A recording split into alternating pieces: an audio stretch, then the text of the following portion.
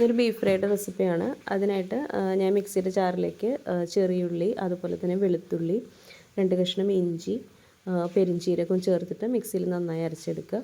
ഇനി നമുക്ക് ബീഫിലേക്ക് മഞ്ഞൾപ്പൊടി, മുളക് പൊടി, മല്ലിപ്പൊടി, ഗരം മസാലപ്പൊടി, അതുപോലെ തന്നെ പെരിഞ്ചീരകപ്പൊടിയും കൂടി ചേർത്ത് കൊടുക്കുക.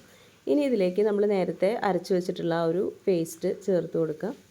കുറച്ച് കറിവേപ്പില ചേർത്ത് കൊടുക്കുക. അതുപോലെ തന്നെ കുറച്ച് വെളിച്ചെണ്ണയും കൂടി ചേർത്ത് കൊടുത്ത് പാകത്തിനുള്ള ഉപ്പും കൂടി ചേർത്ത് കൈവച്ച് നന്നായിട്ടൊന്ന് തേച്ച് പിടിപ്പിക്കുക. ഇതിൽ മസാല നന്നായിട്ട് പിടിച്ചു വന്നിട്ടുണ്ട്. ഇനി നമ്മളിതൊരു അരമണിക്കൂർ മാരിനേറ്റ് ചെയ്തതിന് ശേഷമാണ് കുക്കറിൽ ഇതുപോലെ നന്നായിട്ടൊന്ന് വേവിച്ചെടുക്കുക. ഇനി ഒരു പാനിലേക്ക് ഇട്ട് ഇത് നന്നായി ഒന്ന് ഡ്രൈ ആക്കി എടുക്കുക. അതായത് ഇതുപോലെ ഒന്ന് ഡ്രൈ ആക്കി എടുക്കണം.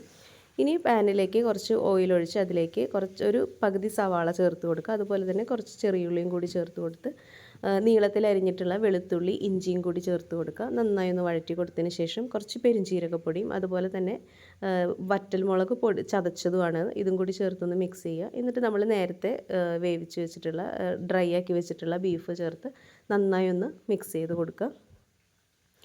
നല്ല ടേസ്റ്റി ആയിട്ടുള്ളൊരു ബീഫ് ഫ്രൈ ആണ്. ഇതിൻ്റെ ഫുൾ ഡീറ്റെയിൽഡ് വീഡിയോയുടെ ലിങ്ക് ഞാൻ ഇതിൽ കൊടുത്തിട്ടുണ്ട്. എല്ലാവരും ഇത് കാണുക. അടുത്ത വീഡിയോ ആയിട്ട് കാണാം. താങ്ക്